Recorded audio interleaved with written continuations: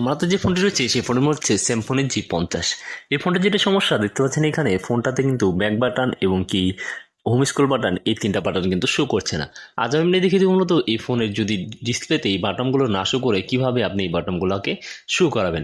এই জন্য আপনাকে প্রথমে সেটিংস নামে যে অপশনটা রয়েছে সেই সেটিংস নামের অপশনটাতে চলে যেতে হবে।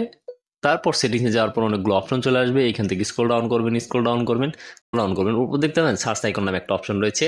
দেন আপনি সেই সার্চ আইকনে ক্লিক করে লিখবেন system, NAVIGATION, system navigation. And যখন এই সিস্টেম নেভিগেশনটা লেখা হয়ে যাবে আপনার সামনে আরেকটা অপশন চলে আসবে সিস্টেম নেভিগেশন। আপনি সেই সিস্টেম নেভিগেশনে আবার ক্লিক করবেন।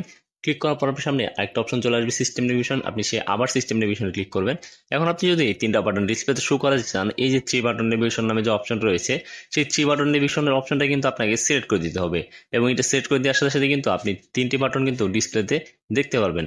সো ভিডিওটি দেখে যদি ভালো লেগে থাকে তাহলে অবশ্যই চ্যানেল সাবস্ক্রাইব করে রাখবেন এবং পাশে থাকা বেল আইকনটি কিন্তু অন করে দিবেন।